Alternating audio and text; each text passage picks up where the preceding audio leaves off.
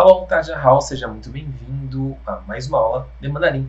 E neste vídeo nós vamos ver as outras formas de falar a palavra mandarim em mandarim.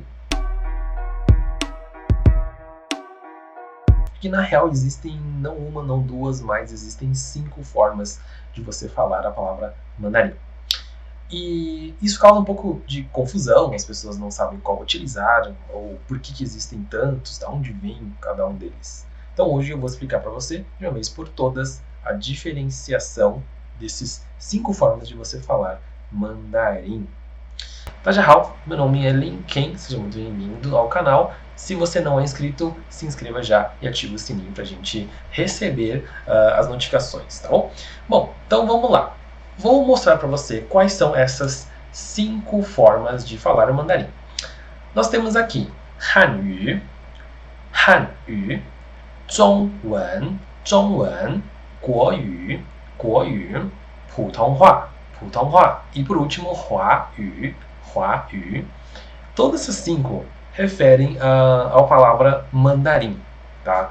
Agora, eu não sei se você já ouviu falar desses 5, mas normalmente as pessoas ouvem aí o Hanyu e o Zhongwen, são os dois mais utilizados, podemos assim dizer. Mas sim, existem outras formas de você estar utilizando, né, falando mandarim. Você vai ver qual que é a diferença entre esses 5 aqui, tá?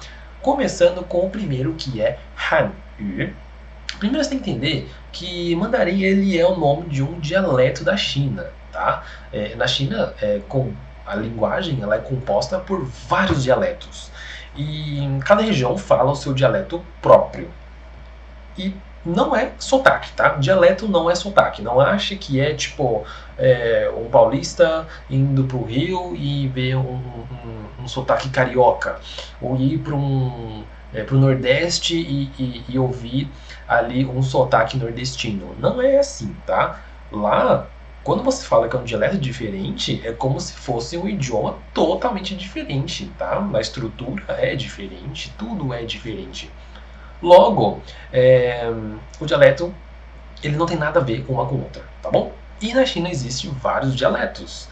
Só que assim, o governo olhou, né, para o país e falou assim, caramba, tá todo mundo falando com um dialeto diferente. Você imagina você sair da sua cidade e ir para uma cidade vizinha e você não conseguir comunicar com a pessoa, você não conseguir comprar uma água ali, porque simplesmente vocês falam uma língua diferente, num dialeto diferente.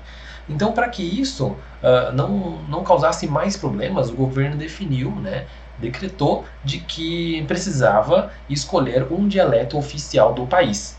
E aí ele olhou para os 56 grupos étnicos que existem no país, né? Então existem vários grupos étnicos, né?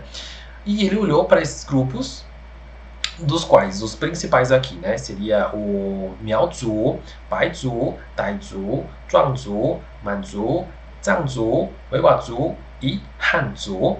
Todos esses aqui, não somente esses, né, esses são alguns exemplos dos grupos mais, podemos assim dizer, importantes. Importante não, qual que é a palavra? Esses grupos mais predominantes, né, da China. E aí, ele simplesmente falou assim, cara, a gente precisa escolher um dialeto para que todo mundo aprenda e consiga comunicar um com o outro, né? Então eles olharam para esses grupos e falaram assim, qual que é o grupo maior e que é o dialeto mais falado por esses grupos, né? E eles chegaram na conclusão de que o maior grupo étnico era o grupo Hanzhu, que é esse último que você está vendo aqui na lista, né?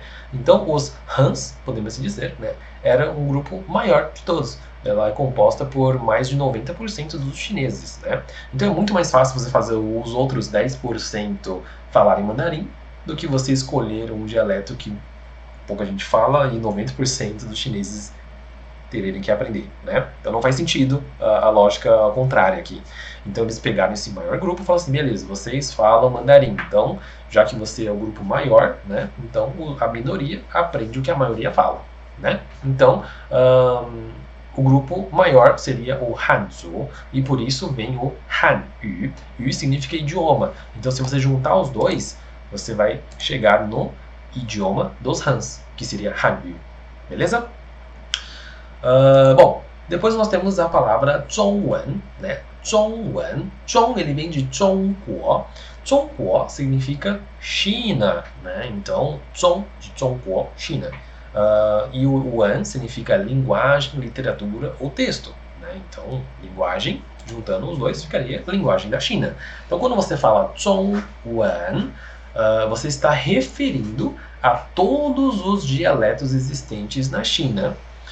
Entretanto, como o dialeto oficial é o mandarim, subentende-se de que toda vez que você fala 中文, você está referindo de forma indireta ao mandarim. Beleza? Então, o 中文, ele, ao pé da letra, você entende que é qualquer outro dialeto da China. Porém, no dia a dia, né, que você está utilizando, que você fala assim, eu falo 中文, né, 我说中文, as pessoas não vão pensar em algum dialeto específico. A primeira coisa que vier na cabeça da pessoa vai ser o mandarim, né? Então, o 中文, ele engloba todos os dialetos da China, entretanto, ele se refere ao mandarim de forma indireta no dia a dia, beleza? Então, entende-se que ele é como se fosse um sinônimo do Hallyu, beleza? Depois nós temos a palavra 国语. O 国语, 国, ele significa país ou nação, e o yu é de idioma. Juntando os dois daria idioma nacional, né? Então, o idioma que se fala no país inteiro, né? Que seria o mandarim. E essa nomenclatura aqui ela é muito utilizada em Taiwan, tá? Ela não se utiliza tanto na China continental. Então, quando você fala 国语, geralmente é uma opção de você ouvir os chineses de Taiwan falando, tá bom? Depois nós temos a palavra 普通话. 普通话. 普通, os dois juntos, significa comum, né? E 话 significa fala ou palavra. Juntando os dois, daria uma fala comum, né? Então, uma fala comum é o que todo mundo fala, né? Se é comum, é o que a maioria fala. O que a maioria fala? Fala o dialeto mandarim, né? Então, 普通话 ele vem de mandarim também. Porém, quando você utiliza essa nomenclatura de 普通话, você está dizendo, né? Essa nomenclatura específica, ela considera as pronúncias do Pequim, né? Ou do Beijing, como sendo a pronúncia correta.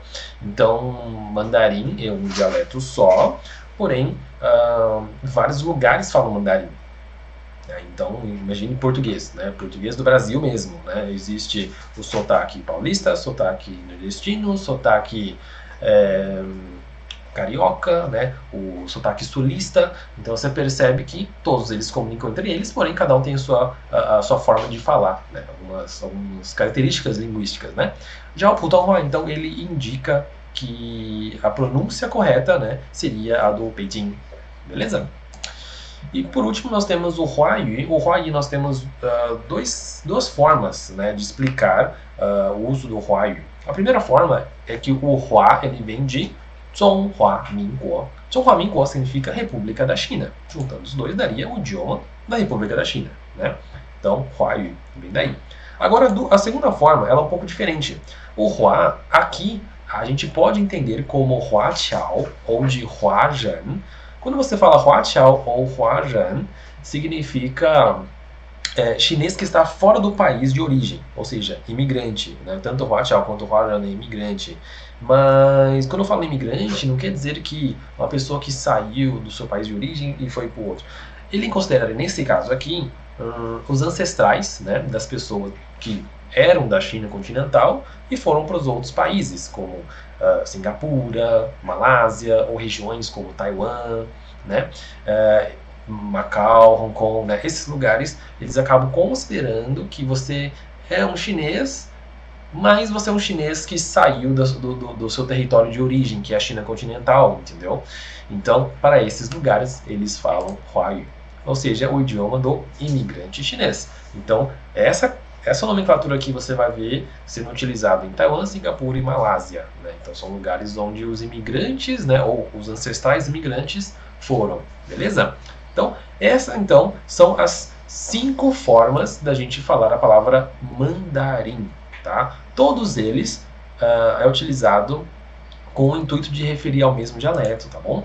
Então é isso, gente. Deixa eu voltar aqui.